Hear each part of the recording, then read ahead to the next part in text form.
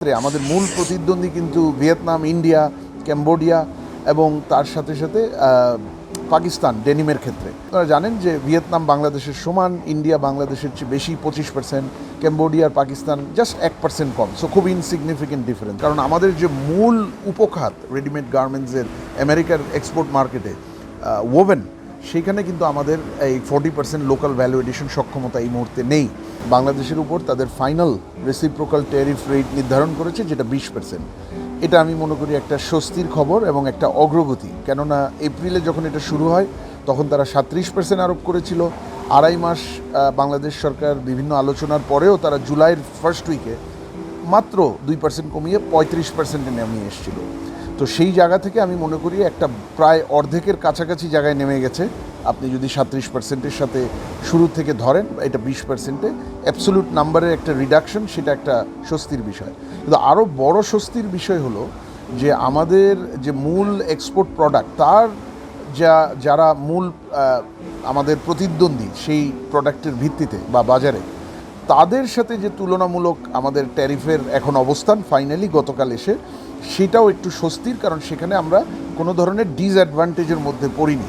কারণ আমাদের যে এই ওভেন গার্মেন্টস, নিট গার্মেন্টস এবং ডেনিম আমেরিকায় পাঠানোর ক্ষেত্রে আমাদের মূল প্রতিদ্বন্দ্বী কিন্তু ভিয়েতনাম, ইন্ডিয়া, ক্যাম্বোডিয়া এবং তার সাথে সাথে পাকিস্তান ডেনিমের ক্ষেত্রে।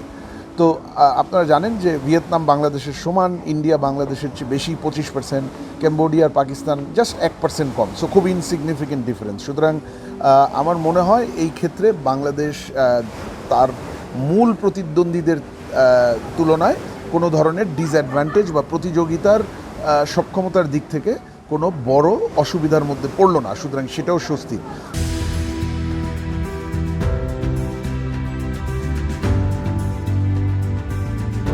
তবে এখন আরও কয়েকটা বিষয় আছে, সেগুলো আরেকটু তথ্য দরকার, সেগুলোর ব্যাপারে আরও ক্ল্যারিটি দরকার। যেমন আমরা শুনতে পেরেছি 40% একটা লোকাল ভ্যালু এডিশন রিকোয়ারমেন্ট আছে বা থাকার সম্ভাবনা আছে। সুতরাং এইটার ক্ল্যারিটি দরকার, কারণ আমাদের যে মূল উপখাত রেডিমেড গার্মেন্টসের আমেরিকার এক্সপোর্ট মার্কেটে ওভেন, সেইখানে কিন্তু আমাদের এই 40% লোকাল ভ্যালু এডিশন সক্ষমতা এই মুহূর্তে নেই।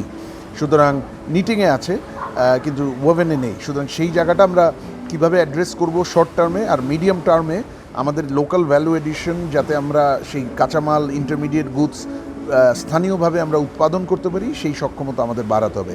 আরেকটা হলো এই 20% যে ট্যারিফটা রেসিপ্রোকাল, এটা কিন্তু অ্যাডিশনাল, অতিরিক্ত। আগেই 15-16% প্রোডাক্ট স্পেসিফিক ছিল বাংলাদেশের রেডিমেড গার্মেন্টস বা অ্যাভারেজ এক্সপোর্ট প্রোডাক্টের ক্ষেত্রে। তার মানে এই যে অতিরিক্ত 20%, এই যে আমাদের এক্সপোর্টের খরচ বৃদ্ধি পাচ্ছে বা বাংলাদেশ থেকে ইম্পোর্টের খরচ বৃদ্ধি পাচ্ছে আমেরিকানদের জন্য, এইটা কিভাবে কাভার করা হবে? তো এইখানে আমার মনে হয় বাংলাদেশি এক্সপোর্টারদেরকে ইমিডিয়েটলি তাদের বায়ার বা রিটেইলার বা ব্র্যান্ড, তাদের সাথে একটা আলোচনায় এনগেজ করতে হবে, যাতে কোনোভাবেই এটা ভোক্তা পর্যায়ে পাস অন না করা হয়।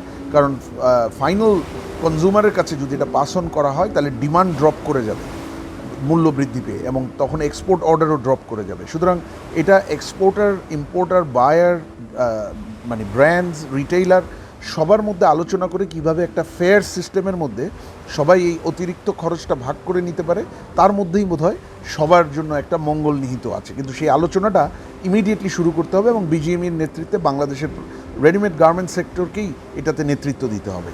আর তার সাথে সাথে আমি বলবো যে এখানে আমরা জানি যে সিকিউরিটি, ডিফেন্স, জিওপলিটিক্যাল বিষয়গুলোও আছে, কিন্তু নন ডিসক্লোজার এগ্রিমেন্টের কারণে সরকার সেগুলো প্রকাশ করতে পারেনি। তো আমরা আশা করব যে সেগুলোর জাতীয় স্বার্থকে সর্বোচ্চ প্রাধান্য দিয়েই সেগুলো যদি কোনো কনসেশন দেওয়া হয়ে থাকে, সেই কনসেশন দেওয়া হয়েছে।